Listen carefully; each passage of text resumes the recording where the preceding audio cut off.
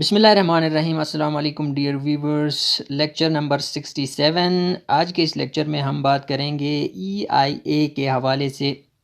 Dear viewers, EIA का मतलब होता है इन्वायरमेंटल इम्पेक्ट असेसमेंट, जो कि एक प्रोसेस होता है जिसको यूज़ किया जाता है किसी भी प्रपोज्ड जो भी प्रोजेक्ट होगा उसके जो पोटेंशियल इन्वायरमेंटल इम्पैक्ट्स होते हैं उसको एवेलुएट करने के लिए, उसको एसेस करने के लिए, चेक करने के लिए। ठीक है, बेसिकली इसको हम एक टूल भी कह सकते हैं जिसके ज़रिए से हम जो है किसी भी डेवलपमेंट प्रोजेक्ट के या किसी भी प्रपोज्ड प्रोजेक्ट्स के जो पोटेंशियल इन्वायरमेंटल इम्पैक्ट्स होते हैं उसको एवेलुएट करते हैं। EIA का जो मेजर ऑब्जेक्टिव या इसका गोल क्या है जी? इसका गोल ये है कि आप आइडेंटिफाई कर सकें, प्रिडिक्ट कर सकें और फिर उसको एवेलुएट करें जितने भी इन्वायरमेंटल कॉन्सिक्वेंसेस होंगे किसी भी प्रपोज प्रोजेक्ट के। ठीक है, फिर उसको आइडेंटिफाई करके उसको मेजर करना और उसको मिनिमाइज़ करने के लिए आप जो है मिटिगेशन मेजर्स सजेस्ट करते हैं। जितने भी इम्पैक्ट्स होंगे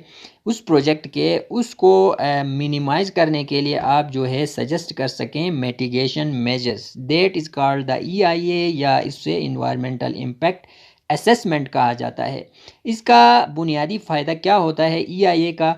ये होता है कि जो भी डिसीजन मेकर्स होते हैं, ठीक है, उसको ये हेल्प करता है आइडेंटिफाई करने में और एसेस करने में जितने भी पोटेंशियल इन्वायरमेंटल इफ़ेक्ट्स होते हैं, ठीक है, उस प्रोजेक्ट के, उस स्पेसिफिक प्रोजेक्ट के। और फिर क्या करता है, ये डेवलप करता है एप्रोप्रिएट मेजर्स। ठीक है, उस प्रोजेक्ट के जो पोटेंशियल इम्पैक्ट्स को पहले उसको आइडेंटिफाई करके उसको जो है एप्रोप्रिएट मेजर्स, ठीक है, उसके जो इम्पैक्ट्स हैं उसको मिनिमाइज करने के लिए टू अवॉइड मिटिगेट और मैनेज एनी नेगेटिव इम्पैक्ट। ठीक है, उस स्पेसिफिक प्रोजेक्ट्स के एनवायरनमेंट के ऊपर क्या इम्पैक्ट्स होंगे, ठीक है, उसके लिए सर्टेन मिटिगेशन मेजर्स सजेस्ट करता है ताकि उस प्रोजेक्ट्स के इम्पैक्ट्स जो है उस स्पेसिफिक एरिया पे कम से कम हो सकें। ठीक है, ये बेसिकली EIA जो होता है ना, ये फोकस करता है प्रोजेक्ट लेवल पे। ठीक है, किसी भी प्रोजेक्ट्स के जितने भी एंटिसिपेटेड या जितने भी एक्सपेक्टेड इम्पैक्ट्स होंगे इन्वायरमेंटल इम्पैक्ट्स के, उसको मिनिमाइज़ करने के लिए यूज़ किया जाता है। अब हम बात करते हैं कुछ बैकग्राउंड हिस्ट्री की कि जो EIA है या जो इन्वायरमेंटल इम्पैक्ट असेसमेंट प्रोसेस है वो कब स्टार्ट हुआ। तो इसको अगर हम देखते हैं तो ये अगर हम हिस्ट्री में जाएं तो ये तकरीबन जो है 1970s से स्टार्ट हुआ था। इन्वायरमेंटल जो पॉलिसी एक्ट USA में 1970s में ये स्टार्ट हुआ था। ठीक है, इन्वायरमेंटल इम्पैक्ट असेसमेंट जो नेशनल इन्वायरमेंटल प्रोटेक्शन एक्ट था, उस नीपा या जिससे कहा जाता है USA में, उसके मुताबिक वहाँ की जो फेडरल एजेंसी है उसको प्रिपेयर करना था environmental assessments for projects that could have significant environmental impacts. ठीक है, जो भी जितने भी प्रोजेक्ट्स हुआ करते थे उनकी इन्वायरमेंटल असेसमेंट करवानी थी, जिनके जो है कोई भी सिग्निफिकेंट इन्वायरमेंटल इम्पैक्ट्स होंगे उनके लिए। और फिर जो है उसको इस्टेब्लिश किया गया एक प्रोसेस के तौर पे। ठीक है, USA में 1970 से ये स्टार्ट हुआ for public participation in the decision making process. ठीक है, डिसीजन मेकिंग प्रोसेस में जो है पब्लिक पार्टिसिपेशन ज़रूरी है। 1970 से ये स्टार्ट हुआ।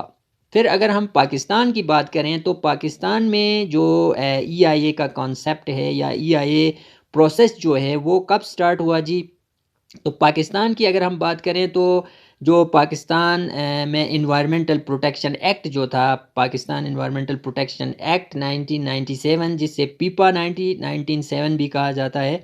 ठीक है, उसने जो है एक लीगल फ्रेमवर्क दिया इन्वायरमेंटल प्रोटेक्शन और मैनेजमेंट के लिए इन द कंट्री में जो है 1997 में। पीपा के अंदर ये ज़रूरी है, ये रिक्वायर्ड है कि EIA कंडक्ट कराई जाए। ठीक है, तमाम जो पब्लिक और प्राइवेट सेक्टर डेवलपमेंट प्रोजेक्ट्स होते हैं उनकी EIA होनी चाहिए, यानी कि उनकी इन्वायरमेंटल इम्पैक्ट असेसमेंट होनी चाहिए ताकि जो भी सिग्निफिकेंट एडवर्स इम्पैक्ट्स होंगे ऑन द एनवायरनमेंट उनको कम से कम कर सकें, उसको मिनिमाइज कर सकें। फिर उसके लिए जो है मिटिगेशन मेजर्स उसके लिए सजेस्ट कर सकें। तो अगर वो पीपा 1997 की बात करें तो उसका सेक्शन 12 जो है उसको डिफ़ाइन करता है ईआईए को। ईआईए के हवाले से है, उसमें ये क्लियर लिखा हुआ है कि कोई भी प्रोपोनेंट जो है, किसी भी प्रोपोनेंट प्रोजेक्ट का प्रोपोनेंट जो है वो कोई भी डेवलपमेंट नहीं कर सकता, ठीक है, जब तक वो जो ईपीए है, जो कंसर्न इन्वायरमेंटल प्रोटेक्शन एजेंसी है, वहाँ से एनओसी ना ले। यानी कि सेक्शन 12 क्लियरली उसमें लिखा हुआ है कि ईआईए होनी चाहिए किसी भी डेवलपमेंट प्रोजेक्ट की जो कि सिग्निफिकेंट जो है एडवर्स इन्वायरमेंटल इम्पैक्ट्स काज करता हो, तो उसकी ईआईए होनी चाहिए। ये सेक्शन 12 में क्लियरली लिखा हुआ है कि कोई भी प्रोजेक्ट का प्रोपोनेंट वो काम या डेवलपमेंट नहीं कर सकता जब तक जो है उसकी ईआईए करा के जो है वहाँ के कंसर्न ईपीए से एनओसी ना ले ले, उस वक्त तक वो कोई भी डेवलपमेंट नहीं कर सकता।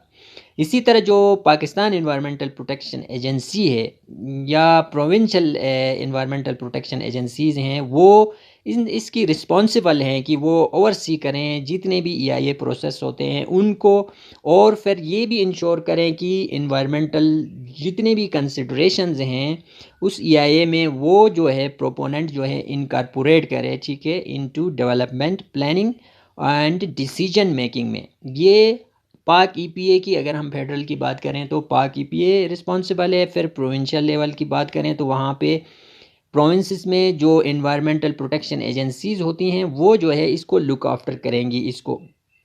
फिर अगर हम ईपीएज़ की बात करें तो फिर वहाँ पे इस्टेब्लिश किया हुआ है ईपीएज़ ने अपने स्पेसिफिक गाइडलाइंस हैं या प्रोसीजर्स हैं कि ईआईए को कैसे कंडक्ट किया जाए, ठीक है। पूरे पाकिस्तान में ये हैं। अगर हम फिर प्रोविंसेस की बात करें तो प्रोविंशियल ईपीएज़ ने भी अपने हिसाब से अपने रूल्स रेगुलेशंस बनाए हुए हैं और उनके अपने एक्ट्स हैं, उसी के हिसाब से फिर अपनी गाइडलाइंस हैं, उसी के हिसाब से जो है वो अपना ईआईए को लुक आफ्टर करती हैं। तो dear viewers, this is all about EIA.